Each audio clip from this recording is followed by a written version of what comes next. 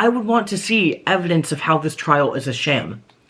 Are you not citing it because you don't have the evidence or because you're too lazy to? Hey guys, welcome back to my YouTube channel, and college has been very interesting. So even though I wish I could commit to a posting schedule, at this time I cannot. To be fair, throughout my entire YouTube channel, I don't think I've ever actually had a real posting schedule, so this probably isn't a surprise, but just know, even if I'm gone for like a month or two, that doesn't mean that I'm not thinking about making a video. That just means that I don't have the time, because I'm always coming up with new ideas. I just always have to figure out which ones I have time for, and even if I have time to make a video, period. So, as you know, today I'm going to be talking about Nuance online. And even though I've done multiple commentary videos on my channel, something I usually don't do, actually, is watch videos that other people have made on the subject. But I figured I probably should, going forward with my commentary videos, just so that I know I'm not hitting the same point and, you know, not bringing any new ideas.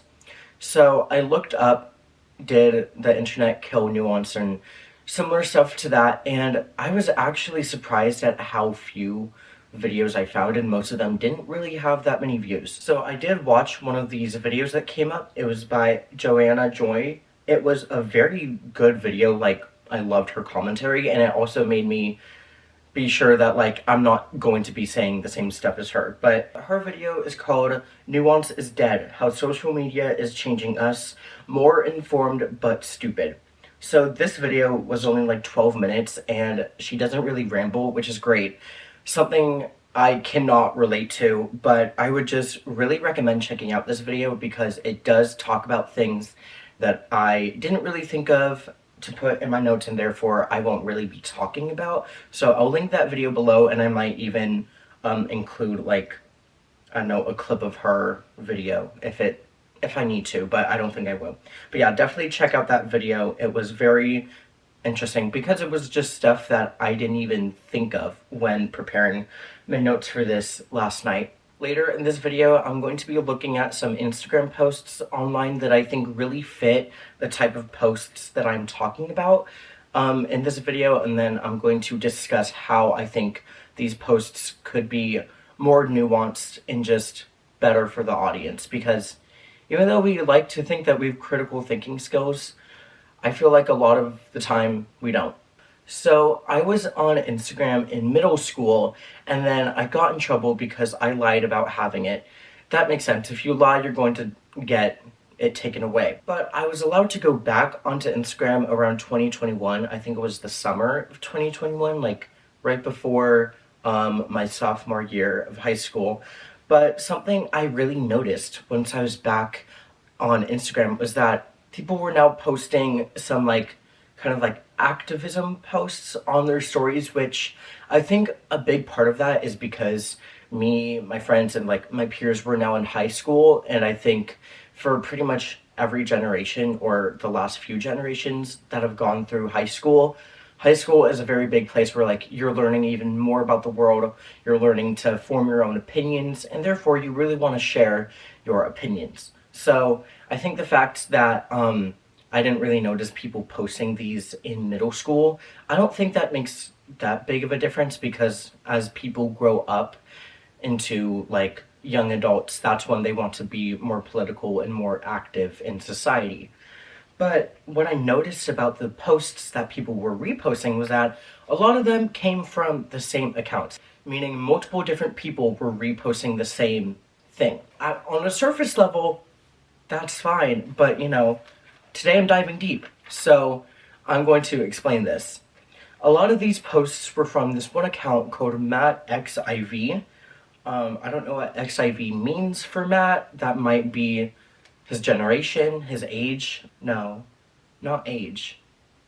I think he's in his 20s or something. Anyway, a lot of these posts were coming from this Matt guy. What I noticed about the people that were reposting these on their story was that they didn't add any commentary to it. It was just like, bloop, like, here's the post.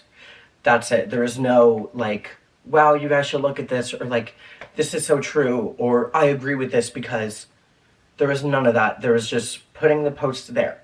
And sometimes you don't need to do that. With, like, when an artist I follow announces something, like, sometimes I'll just put it on my story, because, like, I don't need to add anything. But when we're talking about politics online, I think it's very important to add your own commentary to things instead of just reposting and reposting and reposting. There are many reasons why, but I will be getting into that in a minute. Something else I noticed is that a lot of these people didn't even follow Matt, so that's why I was like, okay, if they're sharing multiple of his posts, and sure, maybe these have come up on their Explore page, but if you're reposting multiple, why not just follow him? So they weren't even following him. Some of them didn't even like the posts that they were reposting, and that's when I got suspicious. My suspicions were that they felt pressured to repost these things. And, you know, I feel like in media amongst children, there's always been kind of like this idea that these like more activist or like woke students, they are like kind of put above the other students because they're more informed, they talk about these things a lot. And so I think that has kind of carried on to social media, where people feel like they want to be seen as, maybe not an activist, because that would be a stretch, but maybe they want to be seen as more informed or aligning with a certain ideology, even if they're not contributing anything to the discussion. And I think this kind of started with BLM in 2020. So, like I mentioned, I was not on Instagram until 2021, when, in my opinion, the Black Lives Matter movement online was not getting as much traction as it did in 2020. But there was the thing called Blackout Tuesday in 2020, where everyone posted like a square post, or like a black photo, like literally just black. And so I don't know if it was like you have to also post this in the caption, but no, just a lot of people posted this black square thing to their Instagram. And I think for a lot of people, they did that because they didn't want to be seen as racist, because they might have felt like, will people think I'm racist if I don't participate in Blackout Tuesday? And so I feel like it's kind of social trends like that, where it's kind of trendy to be informed about something, or trendy to be seen as informed, because I'm sure a lot of people really did believe in the Black Lives Matter movement, but also I think a lot of people also feel pressured to be seen as informed because they don't want to be seen as the dumb one, or the one that's holding back society from changing and progressing. So I'm not bringing up this thing because I disagree with BLM. Truthfully, I don't even know if I would agree with the movement, just because I haven't done my research. And that's okay to admit that you don't know something. Like, just don't lie and say that you know something and then spread false information if you really don't. There's a story kind of that I wanted to share about people who want to be seen as not racist, even if maybe they are. So I had a friend in my sophomore year of high school where we had, like, I think only one class together. And so we sat next to each other for, like, some parts of the year, and we were good friends. She had said some things in class that, like, I think some could, like, kind of see as racist. And I don't really remember what she said. So I can't be the judge right now of, like, if those things were racist or not. I just don't remember what she said. But amongst our classmates, people started calling her racist in a joking way. And if you know anything about humor, you know that some of the really best jokes out there are the ones that have a grain of truth. So I do think that some of the people that were, like, jokingly calling her racist might have actually thought that she was racist. But, like, 1 or 2 days after, like, the classmates started calling her racist in kind of this, like, half joking way, she came up to me and was like, "Hey, Nathan, like, can you tell everyone that I'm not racist?" And because at the time, I was like, I don't really know to be honest. And so, like, I don't know if what you're saying makes you a racist. Like, I think at the time I did think that what she was saying was racist, but I didn't really believe that she was a racist. So I do think that a lot of people kind of are uncomfortable with, like, determining a whole person to be racist, even though they've said racist things. But I was just like, yeah, I kind of don't feel comfortable telling people that you're not racist, since I can't even decide if I think you're racist or not. So I'm just not going to tell people that you're not racist. I don't know if she got mad at me or whatever, but I do think, like, later when I thought about that, once we were no longer friends, she seemed to care more about whether people thought she was racist than if she was actually racist. Because I've said this in a past video, but, like, I think so many people out there will say racism is bad, but then they don't stop and analyze, wait, have I done racist things? Racism is so complicated that the bar is not just like, oh, I think minorities are less than me because I'm white and they're not. Like, there are so many people that will say, no, I don't think minorities are less than me, but they will say racial slurs like the N-word, the C-word. I honestly don't know any other racial slurs, but I'm sure they're out there. But yeah, I think for a lot of people now, they seem to care more about if they're seen as racist than, like, questioning if they're doing anything could make them look racist. Because, you know, my friend just wanted me to tell other people that some of them were minorities in our classroom, that yeah, she's not racist. But she didn't stop and ask me, like, hey, am I doing anything that could make people think that I'm racist? I think that's an example of, like, you should stop and reflect on yourself and your responsibility for why people feel a certain way about your actions. Because there are going to be times when you just, you know, people are going to say what they want to say no matter what.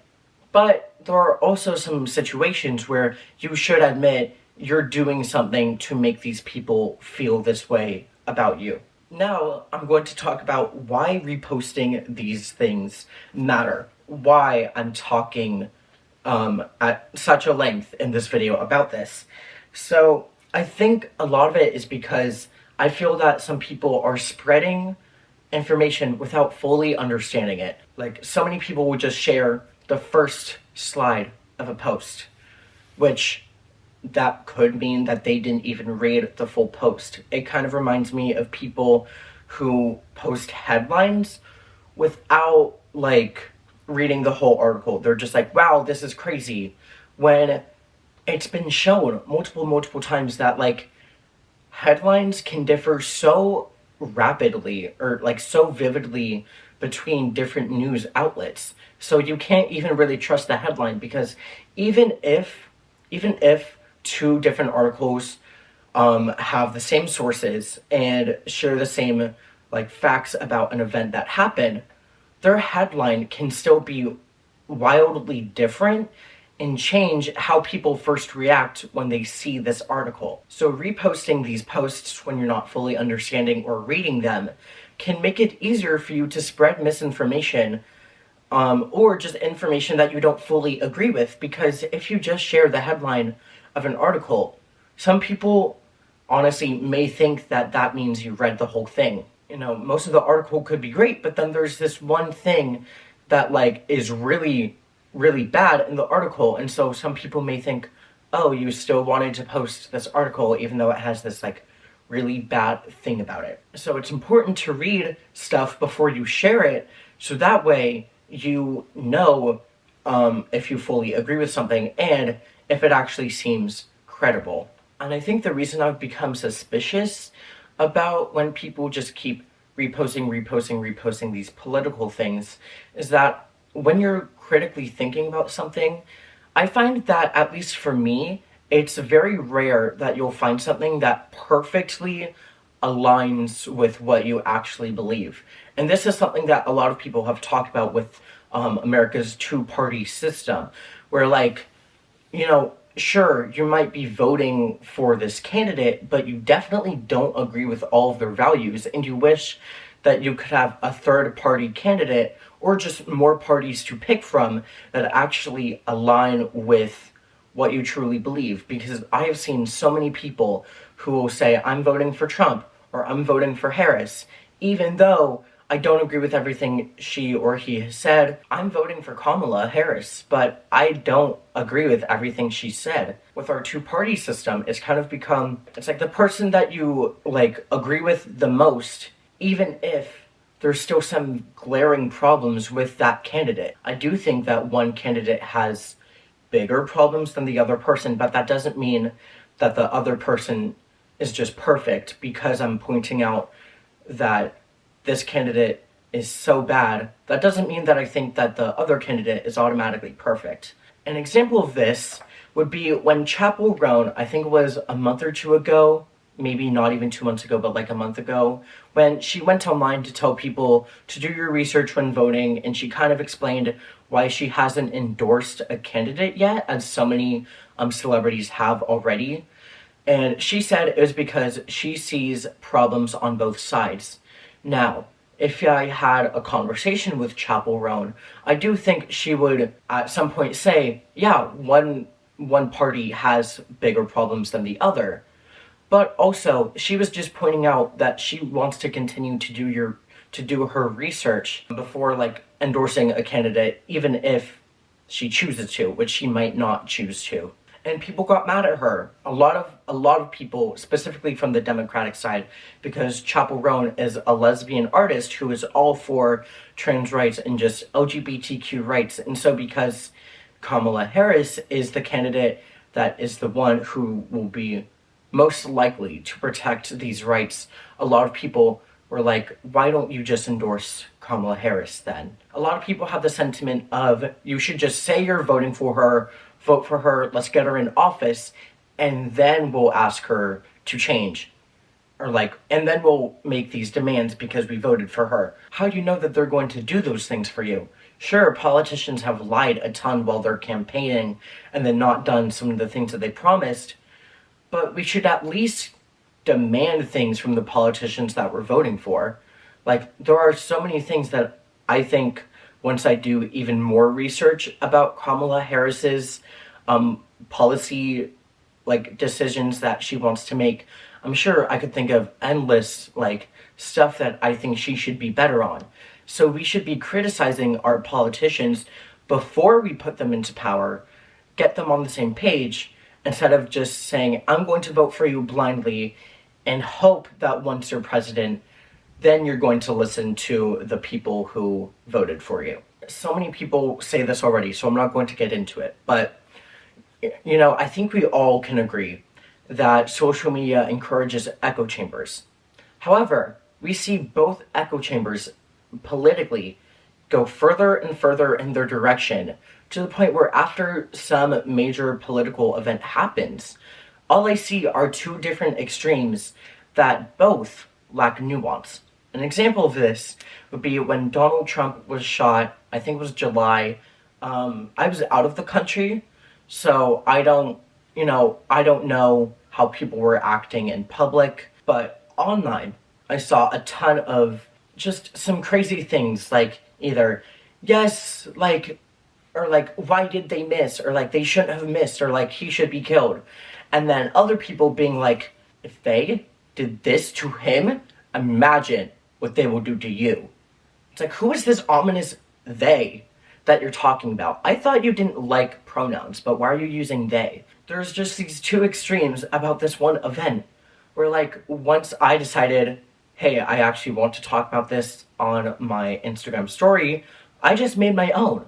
I took two headlines of articles that I read, and I put them in the story, and then I had majority of my own words. I even quoted Donald Trump, and I linked the article that I directly quoted him to. So that way, people, if they actually wanted to, they could engage with what I'm talking about. They could read the article that I'm talking about, and they know where I actually stand. So I'm actually going to read to you what I put on my story. So I had the first headline, which said, US has had 261 mass shootings so far in 2024, 72 in June data show. And then the other one was Trump says mass shootings are not a gun problem as 2024 GOP hopefuls pledge loyalty to the NRA. So those are the two headlines I put, and then this is what I said. I'm glad we haven't lost another former president to an assassination attempt, but he better recognize the real role that guns have in gun violence. You shouldn't say, direct quote, this is a mental health problem, this is a social problem, this is a cultural problem, this is a spiritual problem. Again, direct quote from 2023. If you're doing nothing about those things either.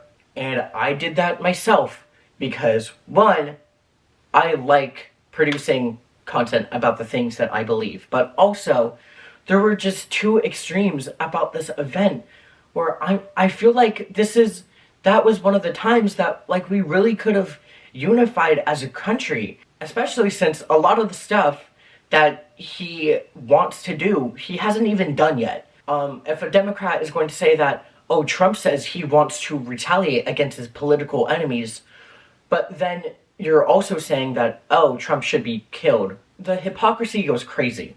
I also understand, kind of at some sort of level, why these content creators engage or like replicate these two extremes when they see it online. It's because if your whole job is an influencer in politics, I'm sure you started out great, but you've kind of realized that in order for you to keep the lights on and keep your job, you need to participate in this echo chamber even if you don't want to.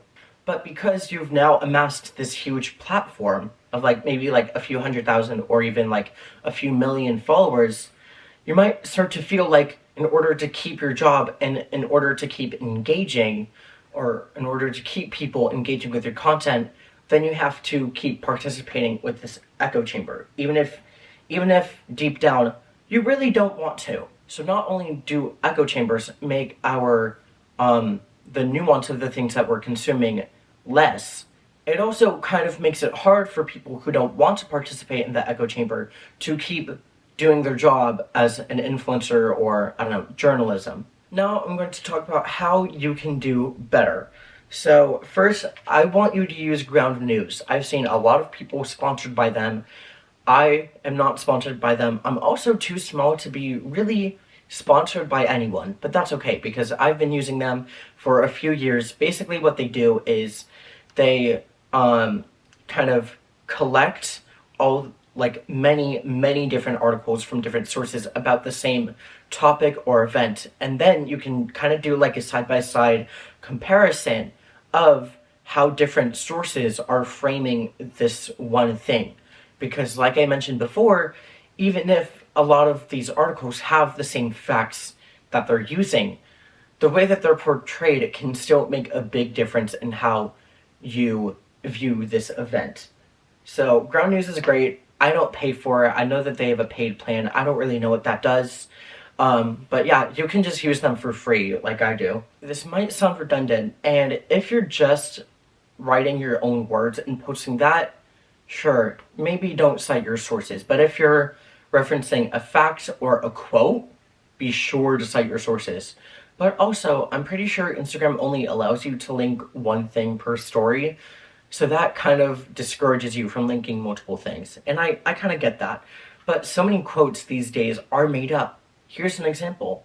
I saw this one online over the summer, where according to this graphic, in 1998 to People magazine, Donald Trump said, "If I were to run, I'd run as a Republican. They're the dumbest group of voters in the country. They believe anything on Fox News. I could lie and they'd still eat it up. I bet my numbers would be terrific." And then it has this picture of him that I'm sure is from the 90s or something. But yeah, that quote was made up. That quote was made up. You know, it's been fact-checked that no, he didn't ever say this to People magazine. But because so many people, especially dealing with quotes online, they don't seem to think, wait, did he actually say that? Maybe I should go check. Because I thought, that's a crazy thing for him to say. and then follow up on. So I checked, and even People Magazine was like, yeah, he never said that, guys. I just think it's insane. And so people on both sides, I think, are making up some information, and so it's incredibly important to cite your own sources so that you can be known as someone who actually refers to real-life things that exist. Like with AI, we've seen so many times where, like, they just make up facts or cite, like, Reddit as a source, when, like, Reddit should not be used as a source for, like, I don't know, whether you should or should not eat rocks. But I feel like we also kind of ignore the fact that there are so many people online that act like AI, where they just make up sources, or like they don't even cite a source, so then they're just making up information. Another thing you want to do is don't half-ass your journalism. And the later part of this video, where I'm going to be looking at these posts, sure, some of these people may not consider them to be journalists if they just post, like, stuff on Instagram and don't have, like, a Substack or, like, I don't know, a Medium account. But at a certain level, I think you are considered a journalist. And so, don't half-ass your journalism. Cite your sources. Be more focused on, like, covering all aspects of a story rather than being the first to cover a story. Another way to do better is just don't feel pressured to care about everything. Especially online, when we are so, like, thrown information at our face, it feels like you don't have empathy, or like you don't have compassion if you don't care about all of these things. But it's okay to admit that, you know, you work 2 jobs, or you're a full-time student, and so you have to focus on your homework more than caring about these issues, because the way that politics are supposed to work is that we vote in people that, like, their whole job is to care about what's happening in the country. But I think because, like, we've seen such a decline of that I think we as individuals feel like more of a need to care about all of the bad things happening in the world. So before I get into examples of posts that require more nuance, these are pretty much all going to be posts that I think are from the right, so either Republican or conservative, however these people who posted this identify. So the reason why I am just going to be covering posts from one political side and not both sides is just because these are going to be ones that I have seen in my personal life that really, really stuck out to me. So because I'm just going to be giving examples of posts from the right, that doesn't mean that people on the left, Democrats or liberals, also don't make mistakes about nuances, because they do. The thing about nuance is that everything is not black and white. So just because I'm going to be explaining examples of Republican posts that require nuance, that doesn't mean that ones on the left require nuance either, because they do. Everything requires nuance. I just wanted to use examples that I've seen in my personal life that honestly kind of made me a little angry. So let's get into it. Okay, so I have my laptop out. You probably can't see it, but yeah, I have my laptop out, so I'm going to be looking at these examples of posts. So the first post I'm going to look at is one by the account Jesus. So assuming this is an account for a lot of, you know, Christian people to follow, but they posted that Kamala Harris tells man yelling, "Jesus is Lord," that he's at the wrong rally. So before I talk about this, I'm going to play you the clip that they play. I'm just going to play it without any captions, though. And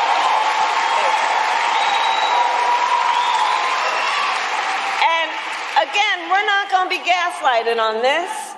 We remember Donald Trump hand-selected 3 members of the United States Supreme Court with the intention that they would undo the protections of Roe v. Wade, and they did as he intended. Oh, you guys are at the wrong rally.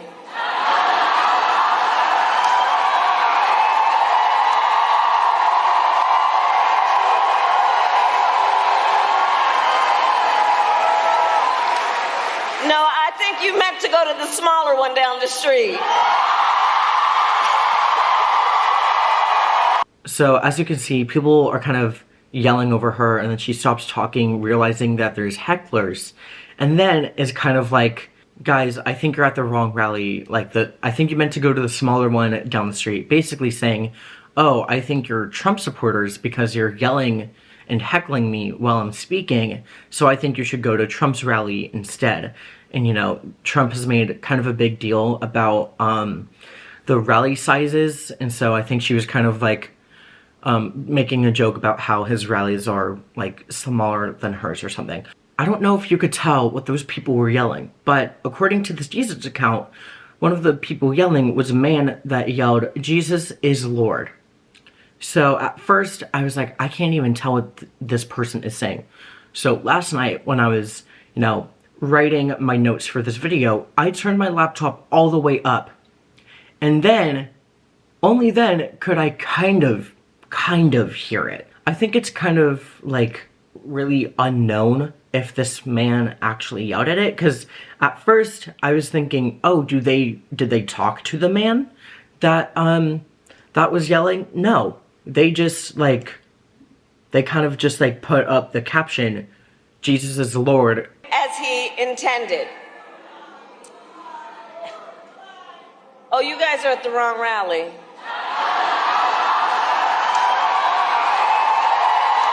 I think if there wasn't a caption there, I think a lot of people wouldn't actually be saying, yeah, he said Jesus is Lord, because you really can't tell what he's saying, at least in my opinion. And the caption says, about 20 minutes into Harris's speech, multiple people from the crowd reportedly started yelling, "Jesus is Lord," after Harris spoke on the topic of abortion. A number of attendees were escorted out while continuing to shout, "Jesus is Lord," at those around them. I'm sure if there was security around those people, I'm sure the security could hear what they were really yelling.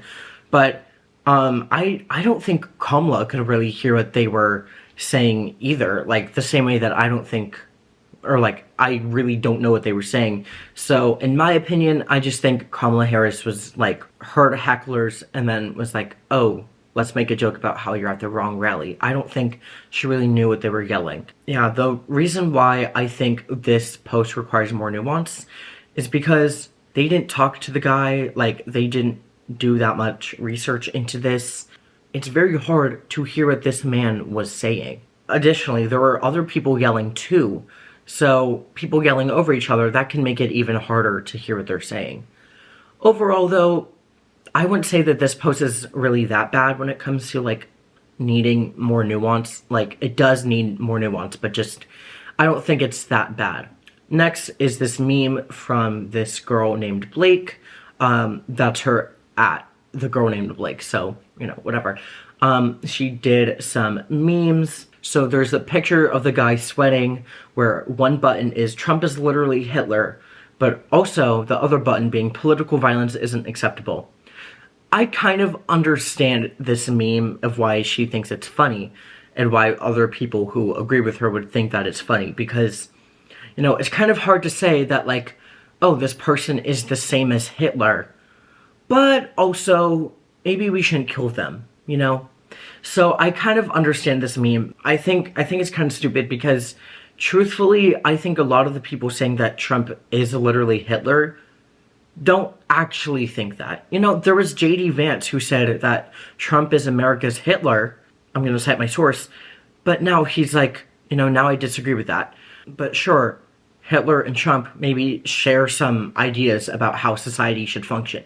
However, Hitler did a genocide of Jewish people and people who aren't Jewish too, like disabled people and LGBTQ people. Trump has yet to do that. He's talked about the vermin in our country that's ruining the blood of our country. And that sounds very similar to stuff that Hitler has said. However, Hitler kind of carried out a lot of what he wanted to do. We have safeguards against a tyrant president just doing so many things that, like, they want to do. Like, even executive orders, a lot of the time, policies can't be carried out through executive orders because things need to go through Congress, and there also needs to be the, like, judicial scrutiny of if a policy is constitutional or unconstitutional. And so I think because Trump hasn't been able to carry out so many of the things that he wants to do, meanwhile Hitler was able to kill millions of Jewish people, I think that's the main difference. I kind of understand what this meme says, because what person wouldn't want to say that Hitler should be killed? Let's be honest, humor isn't meant really to be nuanced, but if you're a political account, which I would argue that this Blake girl is, I think there is a fine line between, like, memes about politics. Another one from the girl named Blake. Is there more than one? Yeah, okay, the rest are from her. So this post is about how Trump was found guilty on all 34 charges after, quote, the biggest sham of a trial the country has ever seen. Currently watching people celebrating this as a win. Imagine celebrating lawfare against your political opponents and never taking a moment to realize that they can do it again, that if they can do it against a former president, what's stopping them from coming for you and everything you love? This is a sad day for our country and those of us who love her for her freedom that is constantly under attack from the inside. But it's a great reminder that our hope isn't found in a political figure or system, but in the God who is above it all. It's pretty much guaranteed that Trump will appeal the verdict and possibly win, but friendly reminder, he can still run for president from jail. Winky emoji. The reason I think this requires more nuance is because this is kind of assuming that her audience knows how much of a sham the trial is. But for me, who kind of hasn't been following the trial that closely, I would want to see evidence of how this trial is a sham. Are you not citing it because you don't have the evidence or because you're too lazy to? I don't know. Maybe you can answer that question for me. But this also kind of shows an example of, because so many of these political people on either side don't cite their sources about something, they're kind of assuming that their audience knows the context. But these people aren't trying to change my opinion. They aren't trying to change your opinion. They're trying to get the target audience who knows what they're talking about, who already knows that this trial is a sham. Because as someone who probably takes what some people online are saying way too seriously, I would like to know how this trial is a sham, because I genuinely don't know what you're talking about and you don't cite your sources. And this post kind of alludes to the fact that Blake thinks that the government, or like Department of Justice, is kind of targeting Trump because he's Trump. Like, at least tell us this ominous they. So many people, again, on both sides, use this like they. Tell us who you are referring to. And if they can do it to him, then they can do it to you. This is kind of fear-mongering, I think, in a sense, because it's this ominous they that you're not specifying who they is.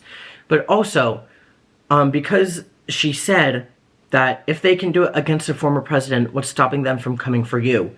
That's kind of insinuating that a former president is above us, in a sense. Like, sure, they have more power than us, but on a human level, they are not better or worse just because they had the Oval Office for 4 years. I think this requires nuance, because cite your sources. Who is this they that you're talking about? And like, yeah, why is this trial a sham? Also talk about the charges. There are so many things that Trump has had to like defend himself against in court. Like, there was January 6th stuff. There was like raping Jean Carroll. There was also like his fraud in New York. So I don't even know what trial you're talking about, because he's in so many, he's so busy. Then there's this other one by Blake, which was kind of talking about how pointing out contradictions in Kamala Harris's proposed policies, or like just her ideas. And on a surface level, I like this, because a lot of politicians contradict themselves. And I don't just mean like, oh, they said this one thing 10 years ago, so they're saying different stuff now, therefore they're hypocrite. But like, you know, I think on some level there are actual contradictions that politicians make. Let's go to the first slide. My abortion campaign is about hurting women in the name of empowerment, even though I don't know what a woman is. The reason why this requires nuance is because I would want you to describe how abortion is hurting women. I understand the empowerment part, but like, you need to meet people where they're at. So if they don't know what you're talking about, or like they don't know the context, and then you're not showing them the context, you're not going to convince anyone of your opinion. You're just targeting the people who already agree with you. That one, I don't really have much to say other than, like, what are you talking about? And then this one, trust women to make decisions about their bodies unless they say abortions or vaccines hurt them. Then they're liars.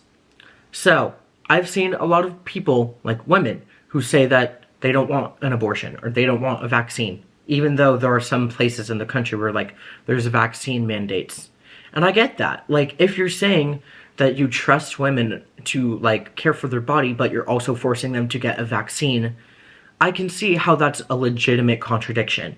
However, when did Kamala Harris say that they're lying? When did Kamala Harris say that these women who are against vaccines are lying? I'm sure other people, like other Democrats, have said that, like, people are lying about the COVID-19 vaccine specifically, but I have yet to see Kamala Harris saying that, and you're also not giving me a direct quote, or not even citing a source. So that's why this one requires more nuance. For the next slide, reproductive freedom is about trusting women to make decisions about their own bodies. Unless they haven't been born yet, then they're screwed. This one is just attacking abortion. I don't know, like, how does a fetus make a decision about their own body? I don't know. Then the last slide just says, reproductive freedom is about trusting women to make decisions about their own bodies. Guess what? I would agree with that, but the reason why this one is last is because Blake has pointed out these contradictions, and so that makes this last statement hypocritical. Some sources need to be cited, and they're just not there. The last one from Blake is this one about the Kamala Harris and Donald Trump debate, where because people on both sides kind of admitted that Kamala Harris did better than Donald Trump, people started to speculate, did Kamala get the questions beforehand? Is there a specific reason why Kamala Harris was not fact-checked, but Donald Trump was? And I do think there's a reason for that, and I will get to that reason. I'm in the middle of editing this video, and I realized I didn't ever get to that reason of why I think Kamala Harris wasn't fact-checked at all, but Donald Trump was. So I'm just going to get into that. I think Kamala Harris wasn't fact-checked because her lies are honestly more believable if she was lying. You know, Donald Trump was talking about how Haitians are eating dogs, they're eating cats out in Ohio, but if Kamala Harris is just talking about Project 2025 and makes a lie that, like, all of his staff, or all of his former staff, are working on 2025, when really it's a smaller portion of his staff, that's a minuscule lie that the moderators might not, like, notice. But if you're hearing some old guy on the stage talk about immigrants eating cats and dogs, that's something that you're going to pick up on. And so I don't think it's that Kamala Harris wasn't lying or that the moderators are biased. I think it's that the moderators were, like, more noticing the bigger lies. And also, I don't know if Kamala Harris was lying in that debate or not. But because they were, like, lies that I guess we couldn't notice, that's why the moderators didn't fact-check her. Now, if she did lie, she should have been fact-checked. But, again, when there's this dumpster fire on one side, and then this, like, little fire of, like, a few pieces of paper on the other side, people are going to pay more attention to the dumpster fire than the fire that's the size of, like, 2 candles. Blake says, is it just me, or are debates not supposed to be 3 versus 1? Journalism is dead. Okay. Moderators did not fact-check Harris once, even though she lied about Project 2025, fracking, late-term abortion, Donald Trump calling people in Charlottesville very fine people, even though she lied about January 6th, Trump's bloodbath statement, crime data, and border security. But they fact-checked Trump over 5 times. The reason why I think this requires more nuance is because you're not giving me sources to show how Kamala lied. Shouldn't you fact-check her if they didn't, even though you're saying that she lied about it? It just doesn't make sense to me. Like, at least people saying that Donald Trump is lying show their sources. They fact check him with sources. If you're saying that Harris lied, show me how she lied. Tell me what she lied about fracking. Tell me how she lied about late-term abortion. But you're not. You're just pointing out how she lied. Or, like, you're just pointing out that she lied. You're not pointing out how she lied. So I think that that's where this requires more nuance. In the caption, Blake says, she also lied about lowering drug costs and taking guns. But they did lower drug costs of, like, insulin and a few other things. Maybe Kamala Harris said that they reduced more drug costs than they did, but again, you're not sourcing anything, so I don't know what you're even talking about. Blake continued to say, that was an embarrassment to journalism and a disgrace to the American people. We deserve better. So, journalism is dead. Where are your sources, girl? This is what kind of annoys me about this stuff. It's like, maybe Harris did lie, but if you're saying journalism is dead, while you're also not fact-checking her, how does that make you better than the moderators? You're just pointing it out, and you're not fact-checking her or citing your sources. And I think because people who just post, like, these Instagram, like, carousels, they don't see themselves as journalists, and therefore point out how they think journalism is dead. Meanwhile, don't follow a journalism code of ethics themselves. Even though I think online, you don't have to be a Substack or a Medium to be considered a journalist online. If you're posting this stuff, if your full-time job is about politics and pointing out contradictions of a candidate you disagree with, I would consider that journalism. And you're not adhering to a journalism code of ethics while, you know, pointing out how these journalists also didn't. And you're not explaining why I should agree with you. Because here's the thing, a lot of people are set in their ways. But once you meet them where they are and cite your sources, that can make them way more likely to agree with you. But instead, because we think people are so in this, like, walled garden of their echo chamber that, like, nowadays we don't even bother to meet people where they are and to respectfully disagree with them. Instead, we don't cite our sources. We don't follow a journalism code of ethics, even though we think that real journalists should. And we also refuse to admit that not everything is black and white. That people are people. Like, people lie and people exaggerate. And so, like how I think some people exaggerate when they're saying Trump is literally Hitler, I also think Trump exaggerates about some things. Like, I don't think some of the things he's talking about he's actually going to do. But I also have the privilege of not having to worry about that stuff because I'm a white man. For the people who are so angered by Trump, a lot of it is because they feel that every election, their rights are at stake, that their livelihood is being debated. And that's why so many people get angry about this stuff. If people are given rights that they deserve, and your rights aren't being taken away, then why are you so mad? Why are you so mad that people are getting rights and yours are staying there? Yours aren't being changed. And sure, you might disagree with abortion, but don't act like your rights are being taken away. Don't act like your baby is going to be killed after birth just because some people are going to want to have an abortion instead of having a miscarriage. Anyway, this was a very long video for me to film. Thank you so much for watching. If you want more commentary videos from me, feel free to subscribe, like this video, and share your thoughts in the comments. Please be respectful. I don't care if you disagreed with me about everything. Just, you know, be respectful. Don't do any ad hominem attacks, you know, engage with this meaningfully. And thank you so much again for watching. See you guys in the next video. Bye!